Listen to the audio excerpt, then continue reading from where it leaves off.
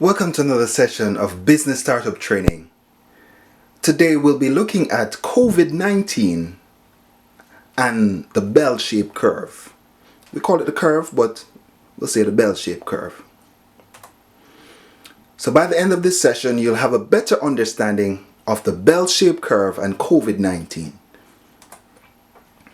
So we will be looking at what is the bell-shaped curve, raw data from the COVID-19 outbreak, mean, standard deviation, tall curve, short curve, and then we'll conclude.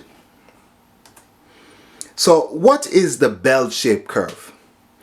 The bell-shaped curve is the most common type of distribution of variables, and it is thus considered to be the normal distribution. So we consider the bell-shaped curve to be the normal distribution.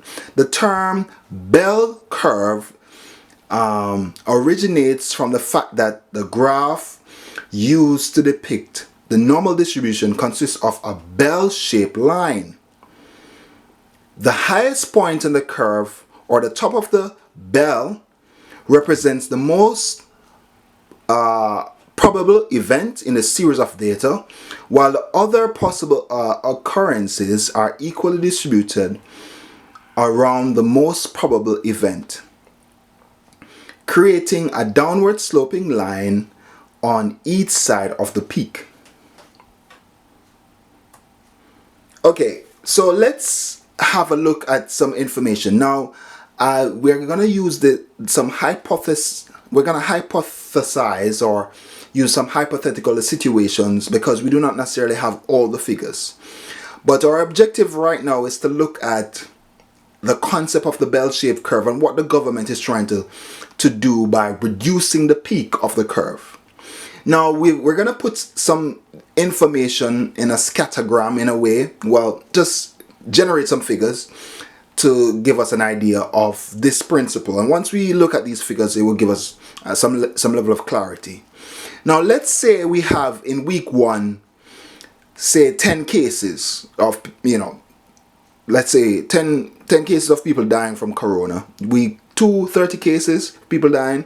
Week 3, 50. Week 4, 60 people. Week 5, 105. Now, if it is that 105 is the highest, then we would have, and which means it's the peak, then week 6 would be downward trajectory. So it's no longer going upward, but it would go downward. And this is us hypothesizing in light of the situation, but it's not necessarily reality at the moment. But let's say 105 is the peak, and then week 6 we have 70, week 7 we have 60, and then week 8 we have 40. Now, with this information from 10 in week 1 to 40 in week 8, we can find the mean. We add the figures up, we divide them by 8, and it will get 51. So the mean cases of deaths in light of this situation here will be 51. So that's the average. Now, from 10 to 105, or let's say from 10 to 60 would be the historical data, which we're kind of estimating. And from 6 to 8 would be the forecasted data, which is what we're yet to see. So we can almost consider ourselves to be in week 5. So 70, 60, and 40 is yet to come. But the past data of 10, 30, 50, and 60 has already occurred. But we've estimated this because we don't have the figures. This has not been released. At least I'm not able to find the incremental increase in deaths over the period, so I've kind of generated my own. So the forecasted, in light of the mean, looking at the current, which is a historical information as well as week 5, would give us a mean of 51. But if we were to look at everything all together, our mean would be from 10 to 40, or from week 1 to week 8, it would be 53 approximately.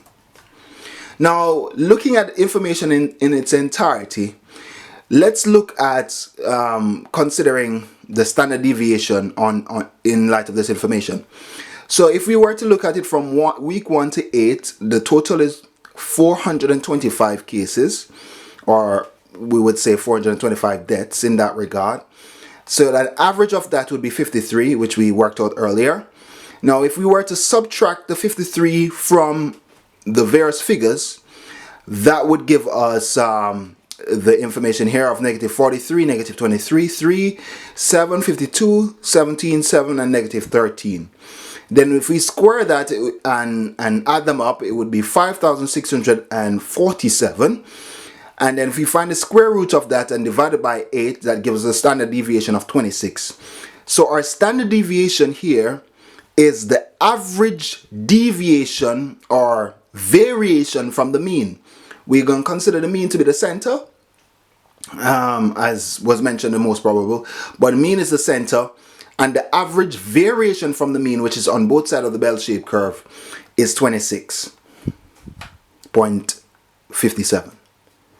So our bell-shaped curve here, we have, I'm just going to point, so this is the middle, and then we have, this is the negative side and this is the positive side. So this is before the mean and this is after the mean.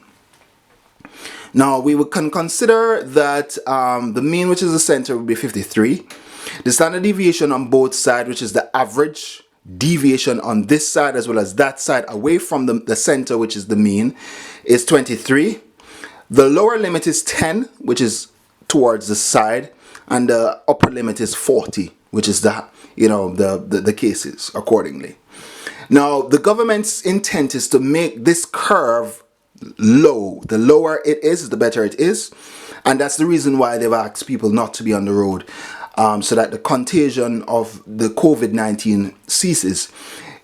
So that they want the center of this curve to go down, so it doesn't really have a high peak.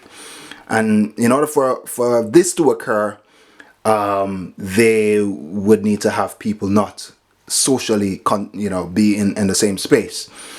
That will allow the NHS to have an incremental increase in cases and not an extreme surge in cases.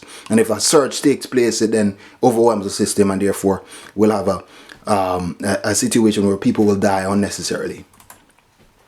So let's have a look at the two curves. We have a tall curve here where we have it skyrocketing, significantly. So we have the curve going all the way up, with a high peak, and then we have another situation here where we have a lower curve, and the government wants the curve to be flatter. So this is more of a flatter, more looking at the scenario that the government is after, and this is what they do not want. They do not want a situation where the peak goes where there's a sharp increase and it overwhelms the system. They want a situation where it's a more flatter curve.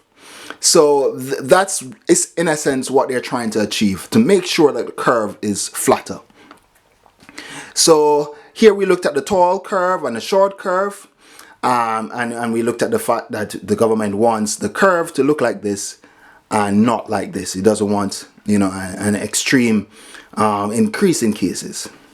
So yes, we've looked at the bell-shaped curve. We've looked at raw data in light of the curve. We've looked at the mean and standard deviation. We've looked at a tall curve and a short curve, and then we're concluding. So hopefully this gives us a better idea of what the government is talking about when it says it does not want a tall curve, it wants a flatter curve.